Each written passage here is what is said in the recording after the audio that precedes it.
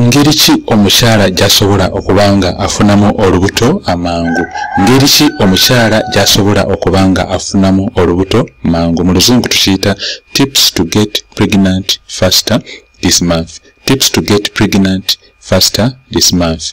So tugenda kwogera ku nsonga ku bigiki omukyala byasobola okubanga akola okubanga afuna olubuto amangu. Amanya gange bampita Musawo Gerard Massa era ku channel yaffe eno okuza Omusawo Gerard Massa twogera ku nsonga ezikwatagana n'okubanga eby'olubuto n'okubanga omukyala asobola atya okufuna olubuto amangu. So beera nga at least obeera naffe leero tugenda kwogera ku nsonga mukyala ebintu byasobola okubanga akola okubanga afuna olubuto amangu. So tugenda kwogera ku nsonga eno nga tutandika ne point esooka eri nti olina okubanga omanya entambula eya cycle yo oba periods zo oba emyezi gyo gitambula gitya. Mu luzungu tukiyita ovulation calendar. Olina okubanga omanya mbeera ki engeri ki engeri cycle yo gyetambulamu. So olina okumanya nti obanga olabye periods ku lunaku olusooka n'olunaku olwokubiri n'olunaku olwokusatu ennaku zosobola okufuniramu olubuto ziri olunaku olw'ekumi. So oba olina okubanga obala ng'otandikira ku lunaku lwotandise okulaba periods then n'obala paka ku lunaku olw'ekumi. Egi y'omukyala gye bayita Graafian follicle oba mature egg cell lifuluma ku lunaku olw'ekumi. So bwe liba lifulumye liba lisobola okubanga lisinkana amazzi g'omusajja assuming nti obadde nebbaawo. So olunaku olw'ekumi oba osobola okubanga ofuna olubuto, naye kyolina okumanya kiri nti egi libeerawo just mu ssaawa 12 to 24 hours. So weliba teribadde fertilized kiba kitegeeza terigenda kufuuka mwana. So oba otegedde kalenda eno n'otegeera emyezi gyo engeri yegitambulamu then oba osobola okumanya nnaku ki z'osobola okufuniramu olubuto. So tugenda kwogera ne ku tips endala ezinungi ennyo. Beera naffe ku video yaffe eno leero. Gerard Massa gemanya gange nsanyuse nnyo okubanga nkuwuliza mukwano gwange. Beera ng'ofuna videos empya ze nteekayo buli kanaku.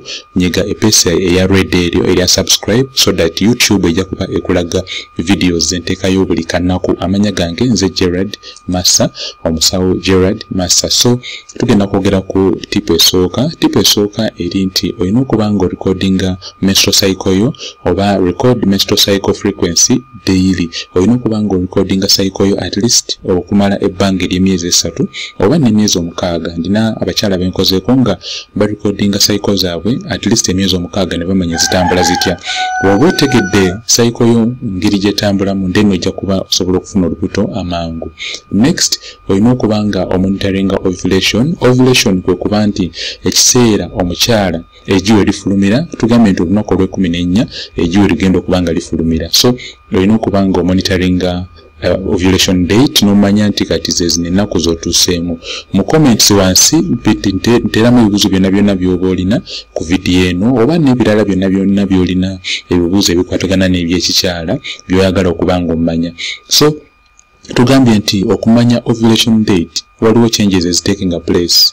Temperature yo omubiri gwo gujja kuba gwokyerera awo kiba kitegeeza egiri amaze dde okufuluma. Then n'ekirala ojja kuba owulira kwegamba omumwa gwa nnabaana nga gweyongeddeyo eri waggulu ate wabeerayo ebiseereza ebifuluma ebiringa amagi amabisi oba kye bayita raw fresh egg whites. And then n'ekirala ojja kulaba discharge eno ng'efuluma nga nnyingi n'obwagazi bwo bujja kuba bweyongera. So monitor ovulation olina okuba ng'omanya nti zino signs eza ovulation then kyekyo ekiseera ky'oba olina okubeera nebbaawo. Gerard Massa, the health educator is the name of the channel. Sonyiwamuko katini badde ndikwogera ku manya gange bampita Musawo Gerard Massa era tubadde tukyeyongera mu maaso ne engeri ki z'osobola okubanga ofuna olubuto amangu. Tugambye nti olina okumanya menstrual cycle yo nga weetambula, olina okumanya ovulation nga weetambula. Tugambye nti ovulation kwe kuba nti egi werifulumira. Tugambye nti olunaku luba lwa nnaku 14 egi werifulumira. Next tugambye nti olina okubanga obeera nebbaawo have sex every other day during the fertile window. Muzina ennaku ze tugambye eza ovulation olina okubanga at least omala ekiseera kingi nebbaawo nga mu making love so that chances z'okubanga mufuna pregnancy zijja kuba zeeyongera.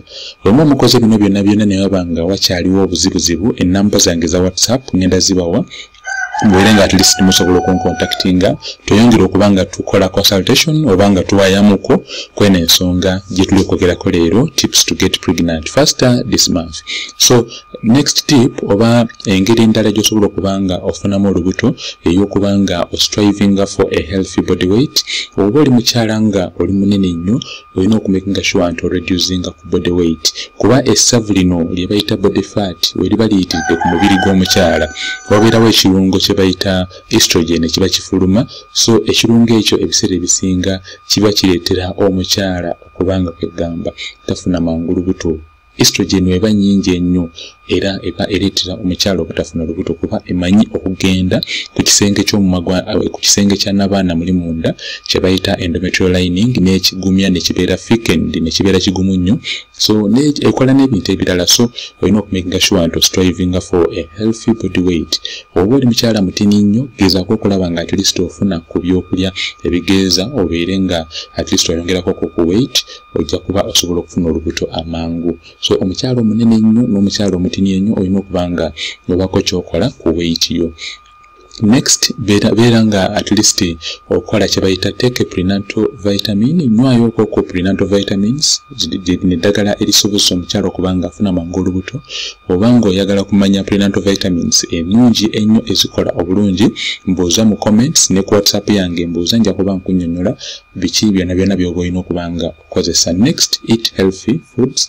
Olina okubanga olya emmere esobozesa omukyala okubanga afuna olubuto. Katugeze emmere erimu proteins, emmere nga amagi, amata, green leafy vegetables nga sukuma wiki oba nakati birungi nnyo okubanga at least increasinga chances z'omukyala okubanga afuna olubuto. Gerard Massa, the health educator, buuza omusawo Gerard Massa ye channel yaffe gye tuli okwogerako leero. Tuli kwogera ku topic gye bayita getting pregnant faster oba tips to get pregnant faster this month. Next tip tuli kwogera ku kye bayita cut back on strenuous workouts. Oba oli mukyala ng'oli wa byamizannyo nebbaawo naye wabanga wakola ebyemizannyo kirungi nnyo ne mubanga mukendeeza ku exercises ezo mu kaseera ke musazeewo okubanga mwagala okubanga mufuna olubuto. Kulwaki ngamba nti olina okukendeeza ku workouts? Ebiseera ebisinga w'okola workouts oba exercises enyingi ennyo ate zina changes zireeta mu mubiri gwo, hormones ezo ne ziba nga tezibalansinga n'olabanga okufuna olubuto kiba kizibu. So ogezako kubanga you cut back on strenuous workouts. Next, be aware of age-related fertility declines. Gezako okulabanga at least omanya nti singa oba ogezezaako emirundi ekiwera okufuna olubuto naye nebiba nga tebikoze oba nebiba nga ofunyemu obuzibu, olina okumanya nti emyaka nagyo egiba gyeyongera. Omukyala n'agenda mu 35 ng'alumba emyaka 4 chances ez'okubanga afuna olubuto ziba zikendera. So olina okumakinga sure nti oyogera n'omusawo omutendeke n'abanga akunnyonnyola biki by'osobola okubanga okola. So leero tuli kwogera ku nsonga ki omukyala z'asobola okubanga afuna olubuto. Ndina ekitabo kye nawandiise Get Pregnant Faster, kiri mu description, osobola okubanga okilikinga link eyo n'ogendayo n'okisoma. Beera ng'ombuuza ebibuuzo byonna byonna by'oba olina ku WhatsApp namba zange ze zino +256 701 7978 ne 76 neya MTN.